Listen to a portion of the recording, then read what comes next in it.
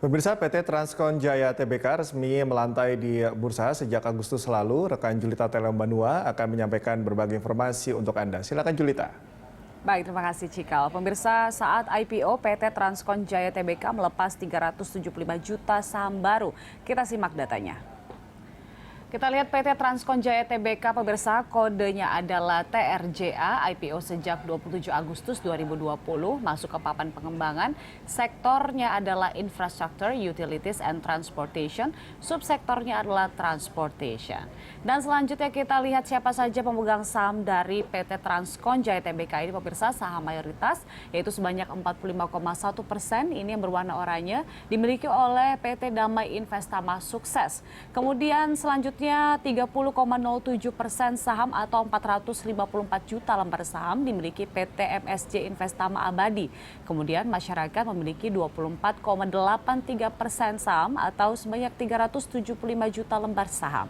Dan selanjutnya pemirsa, kita lihat bagaimana pergerakan dari saham PT Transkon Jaya Tbk ini sejak Agustus tahun 2020 tercatat secara grafis. Kita lihat secara keseluruhan ini menurun sejak Agustus di harga Rp344 per lembar sahamnya tercatat pada 27 Agustus, kemudian turun ke 242 pada September awal di 248 dan turun kembali pada September di Rp150 per lembar saham.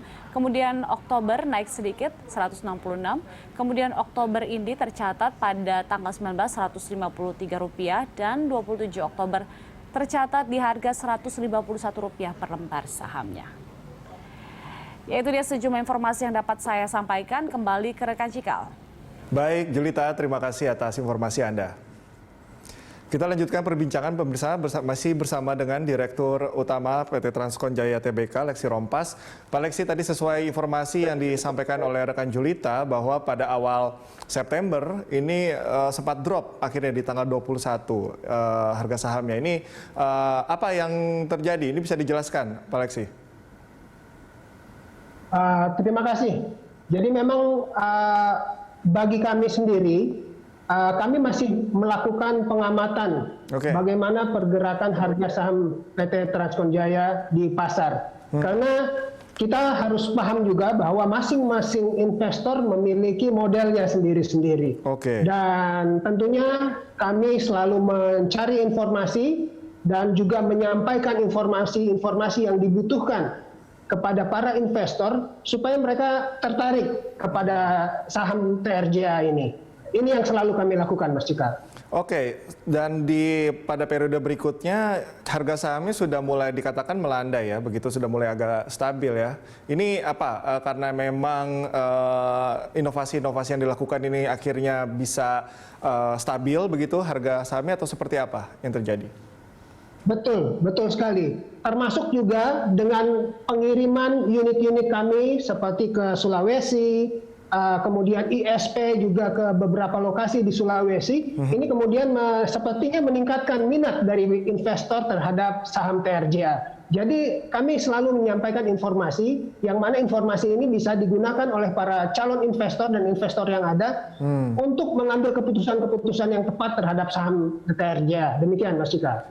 Kalau kita bicara kembali mengenai di masa pandemi ini, sebetulnya tadi kalau Pak Leksi sampaikan bahwa tidak berpengaruh terlalu banyak begitu. Ini apakah memang demand-nya yang masih tinggi atau memang inovasi-inovasi tadi yang mana yang lebih berpengaruh di masa pandemi ini, Pak Leksi? Saya rasa presentasinya hampir seimbang. Jadi kami selalu menggunakan inovasi yang bisa kami sampaikan di sini, seperti penggunaan media sosial untuk menyampaikan proyek-proyek baru dan juga bertemu dengan calon customer kami. Kemudian yang lain adalah bagaimana kami mengolah segala sesuatunya untuk menjadi keuntungan kami, tetapi juga menjadi keuntungan bagi customer kami, baik yang existing dan akan baru. Salah satunya, kami berkomunikasi dengan mereka, tim sales dan marketing kami selalu berkomunikasi, mencarikan informasi tentang apa saja kendala yang terjadi di lapangan, dan sebisa mungkin kami juga memberikan masukan kepada mereka solusi yang tepat atas masalah yang terjadi di kondisi mereka di lapangan. Contohnya, kondisi sekarang kami tidak hanya menyediakan kendaraan baru saja, ya.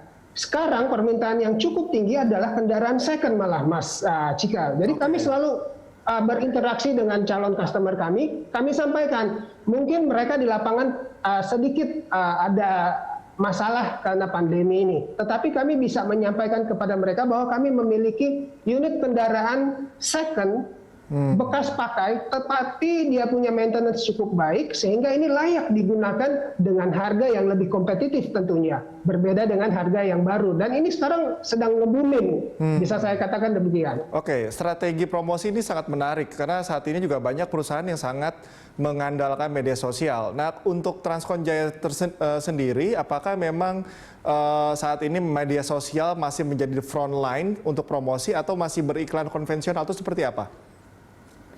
Betul sekali, Mas. Jadi kalau Mas Cikal melihat, kami sekarang sudah berada di beberapa platform media sosial. Ada YouTube, ada Instagram, ada Facebook, dan lain-lain. Ini semua kita gunakan.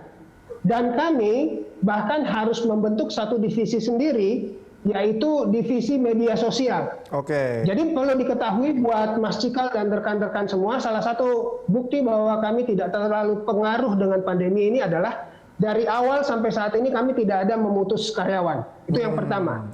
Yang kedua, kami malah menambah jumlah karyawan termasuk media sosial ini. Jadi kita menggunakan orang-orang yang memang terbiasa untuk berkomunikasi di platform media sosial untuk menyampaikan informasi-informasi Transkon Jaya kepada para investor dan calon investor. Oke, cara-cara kreatif itu yang dikedepankan ya, Pak Leksi. Pak Leksi, kita akan lanjutkan perbincangan usai jeda di segmen berikutnya, dan pemirsa Corporate Action segera kembali.